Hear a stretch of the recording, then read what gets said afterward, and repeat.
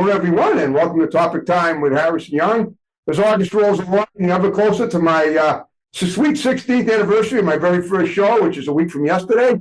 And what a show we have tonight. We're going to northern Arizona. I have a singer-songwriter, and we're going to talk to her. I hear one of her songs about halfway through the show. It's going to be an awesome interview as usual. But of course, before I get to her, got to read these incredible underwriters, and then we will commence per usual. So, Side Cafe and Lamb, open 6 days a week, all except Wednesday, 7 a.m. to 1 p.m. They make the best breakfast from Boston to the Cape, and they have DoorDash deliveries.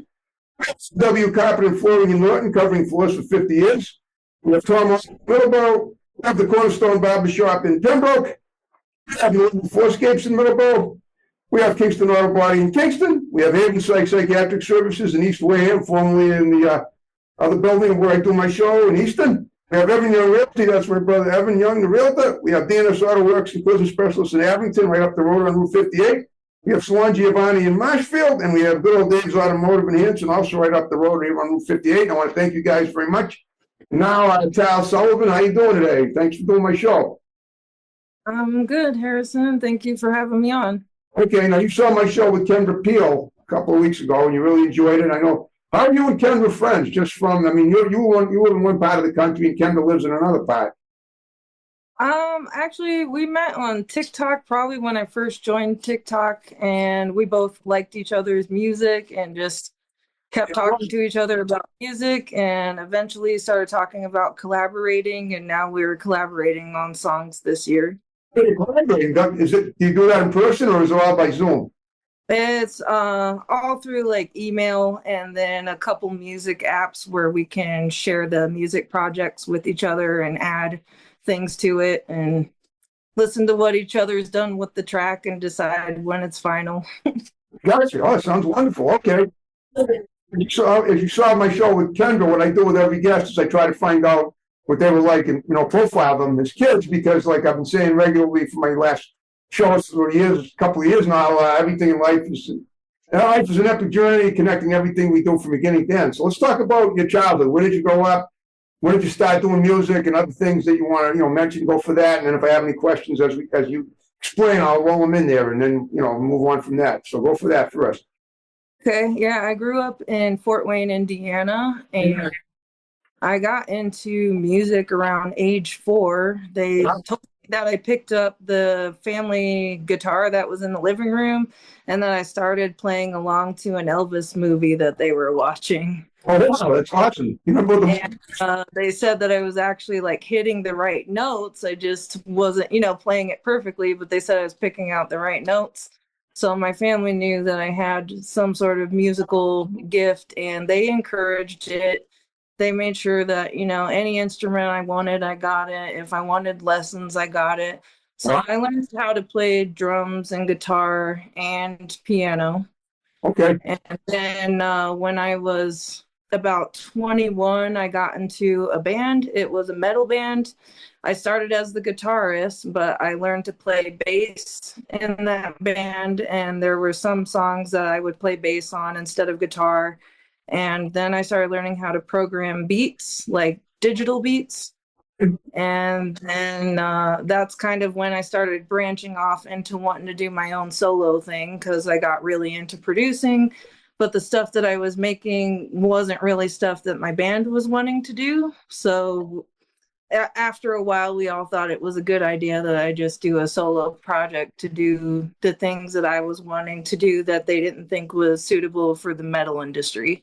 Okay. I want to backtrack a little bit. Do you happen to remember the movie the Elvis film that you were strumming to?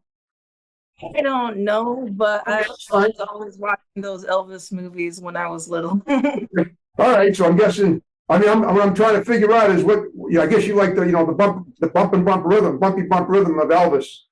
That's what sort of got you into music in the first place, right? Yeah.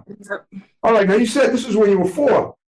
What did you do in the 17 years between when you were 4 and 21 that helped to get you where you were? So that's kind of a long duration. Did you do anything else in music? I kind of was just nonstop playing my guitar. I was into guitar more than anything, and I would play my guitar for sometimes 3 hours a day or more. And I was very into drums. My uncle was a drummer, so he taught me some stuff as well. My grandpa liked to play bongos, so I was always playing those with him. And then my dad was a DJ at the clubs as well. I Okay. had a lot of musical influences around me. Yep. All right.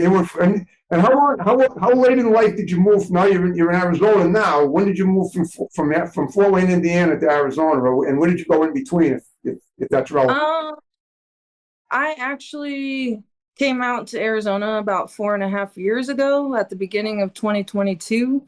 Okay. But I had lived, Why did you come out? Why did you go out to Arizona? What was the reason? I just needed a change. I've never really liked being in Indiana, and I Okay. actually left Indiana to go live in Florida for a while in 2011 to 2012. Then I went back to Indiana, and then I took off to New York in like 2014 and was there till 2015. And I went back to Indiana, Okay. and then I just stayed in Indiana for till about 2022 from there because I was taking care of my grandparents Okay. till they passed away.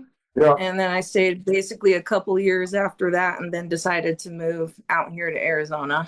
Okay. Now, all those venues you traveled to, did you perform music? You said you were in New York, you were in Florida. Did you do music in all those states too? Uh, well, I performed a lot in Indiana and the like surrounding states with my band when I was in the band in my 20s. Yep. Yep. And Okay. but in Florida, I just did one show in Orlando with my solo project Okay. Well, that's great. I mean, in like 2011. okay. That's something I'm sure they'll never forget there. All right. Now, the band that you were in when you were 21. I know it didn't last because you felt that you all felt that your music was different, but how did you end up forming that band? How did you find these people? How did they find you? We all just met through a mutual friend Okay. who told me like, hey, I know these guys that are starting a band, and you're a really good guitar player, and they're looking for one. You should go try out for them. Okay. So she introduced us all, and then they liked my guitar playing, so I got into the band. Then about a year later, we met another female guitarist who had been in 4 other bands prior, and she was much better than me. Oh, And but we wanted her in our band because we knew like we needed that. And she joined our band, and she actually taught me a lot of things where I became an even better guitar player, and that's when we got real serious and started booking a lot of shows. We were rehearsing 3 nights a week and doing shows 2 to 3 nights a week too. okay. Where was this where were you located when you were in the band? In Fort Wayne, Indiana. Oh, you were in Canada then. Okay. All right. Playing in like the surrounding towns and like the tri-state area and stuff. Well, the tri-state area. What are the other two states that border it? Like Iowa and Iowa and Illinois. Michigan and Illinois. Yeah, I've been out there. I don't really know that's what's known as the tri-state area. I imagine you're talking about 3 states. All right. Okay. So now you were all this was going on when you were in your 20s. Now I'll be honest with you. You don't look like you're out of your 20s yet, but you may be older than you look. I don't know. Yeah. So since you left the band, everything has been solo. You said, right? And it's all been, yeah. What did you do in New York? You said you were in New York. I just went there to see if I could live in New York. I've always been kind of like, I like to go different places and see if it's my thing or not. You stayed there for? Just a year. Okay, so you're talking about the city, right? Yeah, I lived in Brooklyn at first. I lived in Brooklyn for 6 months, and then I actually moved up to upstate New York and Buffalo for the last 6 months. Well, it must have been cold, I'm guessing. Yeah. Wow. Okay. I experienced the real Buffalo winter and don't want to go through that again. I've seen pictures. It I hate to say it, but it looks pretty bleak. I don't think I need to visit Buffalo anytime soon. Yeah. Okay. The dump's bad there. Now let's fast forward to the present day. Now, Are you represented by anybody? Do you have an agent? Do you have a publicist? In 2024, I signed with Bentley Records. So Bentley Records releases most of my music. I'm allowed to release things like by myself. So sometimes I release things on DistroKid, but Records releases the majority of my music. Okay, well, guess what? On that note, we're about halfway through the show, and we're going to listen to Tal's song and come back and discuss it. So stay tuned, enjoy the song, and we'll be right back to talk about it.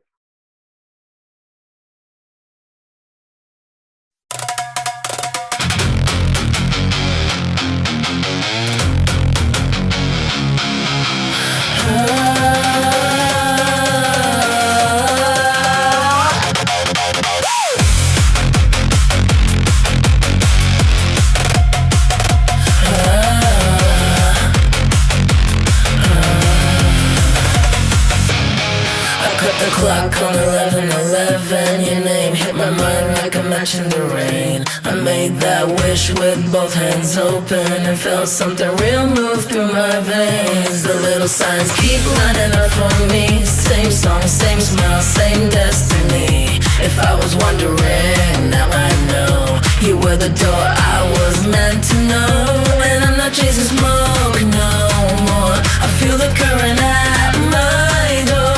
Every piece is falling right when you look at me like that tonight.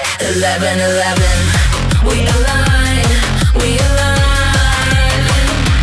11:11, you and I, you and I. If it's meant to stay, it will stay through the flames. 11:11, true love knows my name.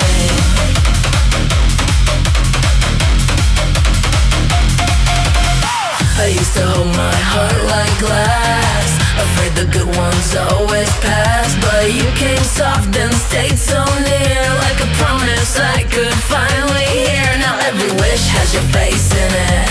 Every step feels like a perfect fit. No more doubt when you pull me close. This kind of love is the kind that grows. And I'm not looking back no more. I feel forever at my door. Every piece is falling right when you look at me like that tonight. 11:11, we align, we align. 11:11, you and I, you and I. If it's meant to stay, it will stay through the flames. 11:11, true love knows my name.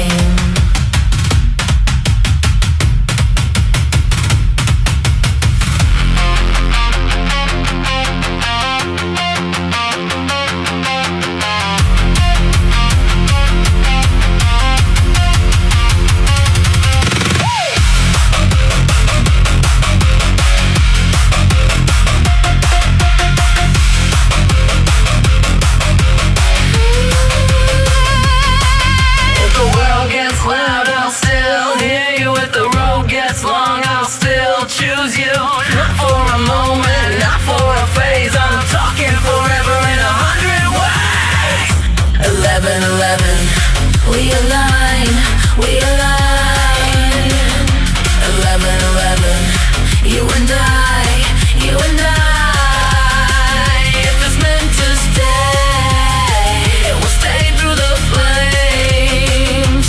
11:11, true love knows my name. 11:11, say it back, say it back. 11:11, we were always on track.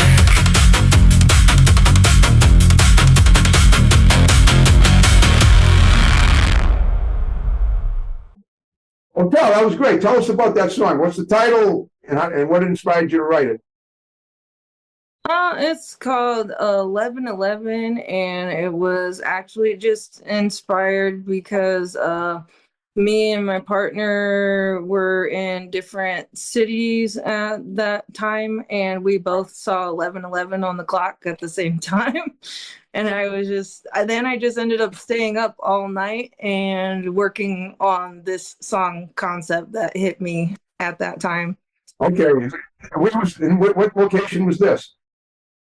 Was this Here, I was in northern Arizona and she was down in Phoenix. okay? And it was just like that night when we both saw 11:11 or on the clock. I was just like, I have an idea to make this song called 11:11, and I ended up staying like all night and working into the next day and the next night, just trying to get this song idea done. Okay. Now, did she perform it with you, or is it just you? Huh? Your partner? Is it you perform the song together? No. Or it's just you, right? Yeah. Okay. Now, do you collaborate with your partner in other stuff, other music? Oh, no. This is just my. I didn't realize that. I thought you were. I got you. I didn't realize it had nothing to do with music. Okay. Okay. All right. Now that you're okay. So tell me about where are you performing now? Where do you go to perform regularly? I assume you're regular. You've got a record deal, and you're turning on music a lot now, probably more than you've ever done, right? Yeah, I haven't done any shows recently, but I have talked with the label about getting shows in the works. We've had those talks this year. I actually do have an upcoming collaboration as well with Drake, and like we're allowed to talk about that now. Talking Graham Drake? D Drake? Are you talking? Yeah, Drake. He's yours. So But yes, because I'm waiting basically on this track to be released that's coming out with him. It's going to be me and a few other artists from our record label. Wow. That's going to be on this with him. And basically what I like about the record label is they try to help smaller artists to have opportunities with bigger artists. Yeah. And that's how I ended up getting the opportunity. Well, that's fantastic. But this track will be coming out soon, and pretty much I'm just waiting on that, and then I want to start getting shows booked. Okay, yeah, I got you. All right, and well, that's probably going to be a big stepping stone in your career so far, I'd say. Yeah. Are you going to work with him directly? Is that it? No, this again was all done with, I sent my part to the label, the other artists have sent their part to the label, and then the producers are just putting everything together the way they wanted in the song, basically. Now talk about the genre. What would you say the genre of your music is, pretty much? Just, like pop, rock and pop? The genre? What did you say? I'm more, I guess I would consider myself like electronic alternative pop. Cool. But I do throw in hip hop in there too. I throw in a little bit of everything, and of course, my roots being in metal music, I throw in a little bit of that too. Okay. All right. Do you have any people you emulate or idolize in the industry? I've always really liked the band Garbage, Rob Zombie, and 9 Inch Nails. I mean, the list goes on. Madonna. As soon as you said Garbage, I mean, I'm telling you, you're the doppelganger for Shirley Manson. The lead singer. Yeah, a lot of people say that my voice reminds them of her. Yeah, she's fantastic. But I haven't heard much from them at all lately. I mean, they had two big songs in the '90s, like 30 years ago, and since then, I haven't heard anything from them. So they're still putting out music. It just hasn't. I guess it hasn't hit like the pop charts, but they're still putting out music right now. Yeah, well, once you get a one-hit wonder, I mean, that's all you need. People are going to remember that song forever, and that's what you're doing too. That's wonderful. Okay, so how much time a week do you spend writing? Would you say from writing music? There's times where I would say I might put in like the whole entire week, and there's times where I might take a week off, But on average, maybe like 2 to 3 nights a week, I'm working on it a little bit right now. I went through a time a couple months ago where I was just putting out tons and tons and tons of stuff and creating a lot. So the last month I've kind of tried to give myself a little bit of a break, but I've still been working on things like a couple days a week. Boy, you work a lot. That's obvious. Have you ever done anything else? Yeah. Have you ever done anything else in entertainment? You ever done any acting? Have you ever played sports at all? I try to find out how multifaceted my guests are. Do you do any acting work? Yeah, I did improv acting when I was younger. I got into that and was doing like different improv shows around the city in Fort Wayne. Wow. And You mean huh? stand-up comedy, you mean? Yeah, but improv where the audience would give us a word and then we would make a scene out of it. Oh, that is very clever. It's fantastic. Yeah. Would you have like a And then I did have a contract with Tim Sullivan. He was a movie director. He actually was the producer of the film Detroit Rock City. And we were going to work on a movie about the Doors that was called The Poet in Exile. And it was written by Ray Manzarek from the Doors. Sure. But during the script writing process, just a lot of bad luck happened and we didn't end up being able to get the film made. Okay. Wow. Well, hey, listen, but there'll be other chances. And tell me about as far as have you ever done any writing of things besides music? You ever written poetry? You ever done any short stories, anything like that? I wrote a lot of poetry growing up, and that's kind of like where I started getting my lyrics from. When I decided to make songs, I would look back at my poetry, and then I would convert them into lyrics. Okay, I got you. Do you have a big family? I know you got your partner, but do you have kids or and anyone in your relatives? No kids, and I don't really keep in contact with my family. We just have differences, and Yeah. Okay. you know how that goes. I don't mean to pry, but I like to find out, if everybody has a family, we all have to come from a group. So, all right, that's fine. But at least you're living a good life. You obviously have your ducks in a row, as they say. And so, all right, what looms on the horizon now? Summer's kind of almost coming to an end. Do you do any, let me ask you this, now that you must be pretty warm out in Arizona, do you do any outdoor shows, like a bunch of them in different venues there? They have outdoor shows here and stuff. I just haven't booked any, but like I said, I've talked with the label about it. They do want me to start getting shows booked soon. I'm just kind of waiting on, there's stuff in my personal life that I'm needing to die down, and then I was really trying to wait on this song with Drake to be released because I feel like booking shows then at that time will be better. Absolutely. I might book some shows before that too, we'll see what happens. Have you ever been, I live near Boston, have you ever been in New England before for any reason? Where? New England, the 6 states up. Oh, no. You have never been there? I haven't been up that way yet.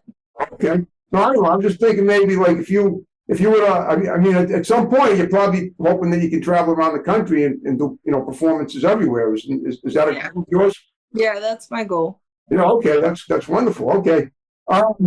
So what inspires you aside from that 11/11 thing? That was you both happened to see the clock and it said 11/11. Is that it? That's what inspired that song? Okay. It just, imagine, just looking at the time on the clock. That's that is very deep that you're able to look at something that we deal with every day and turn it into into a song. And yeah. I have a hunch there's a lot of you're deep thinking as an artist that alternative, which is what you are, and that enables you to really open it up wide when it comes to thinking of things that most people might overlook to use as fodder for a song, right? Mm-hmm. Okay. Well, Tara, guess what? We're in the final 5 minutes of the show. I hope you had fun talking to me. I did. Thank you very much. Okay. So what I'd like you to do in the remaining time is give some shouts out to people that are going to see the show. We're going to get a lot of views for the show. And then we'll wrap the show up with my snap in the way we began it. All right. if you want to. Go ahead. So give some shouts out. All right. I'd like to give a shout out to Kendra, Kay the Trap Queen, because she's awesome. Yep. And shout out to my partner, Cassandra. Shout out to Bentley Records. And shout out to my old band, Surrender Your Innocence. And all my friends that are watching, thank you very much for all of your support throughout the years. Okay, so you still keep in touch with you're still friends with the people in that band. How many in the band were there? Oh, there was 4 of us, and one of them's living in Las Vegas now, and then I'm living out here in Arizona, and then the other 2 are still back in Indiana. Okay. Now, so I'm going to ask you that having been said, if you had a good time with me, if you know, like I said to Kendra, that's how I got you. So if you had a good time with me, you know anyone that might be a great guest for my show, maybe any of those band members, even the entire band, if they want to do the show from wherever they happen to be, if they can get together, or even from different locations, we can do Zoom shows from more than one location. We've done that before. But if you can think of anyone at all that might be a great guest for me, you got my digits now. Give my digits to whoever it is you think might be a great guest. You don't have to be musical. It could be anybody that you think might be just an interesting person to talk to, and I'll interview them. Does that sound like a plan? All right. Okay. Yeah, I can do that. All right, that sounds awesome. Good. I'm glad I appreciate it. All right, so now, aside from the thing with the Drake record, do you have anything coming up on the horizon that you want to mention before we wrap the show up? If not, that's fine, but I always check that with every guest before we finish it. No, that's really what the biggest thing that's coming up right now is just that. That's pretty good for that. I can't. Listen, I know how big that must be. I will be doing more collaborations with Kay the Trap Queen. So there's more that we've already got done. It just hasn't been released yet. And we also have other new things that we're working on together too. Okay. Hey, that's fantastic. All right. I got one last favor to ask. We're going to wrap the show up. Will you stick around and Jason will take a pic of us for Facebook and I'll tag you in it to see you did my show. Hopefully you'll tag me as well. Is that okay? Okay. Anyway, thanks for wrapping up. Yeah, that's great. Thank you, Todd. Great job. We're wrapping up another great Topic Time interview. Wrapping up and snapping up. See you next time with another awesome guest. Take care. All right. Yeah, here we go. Hopefully.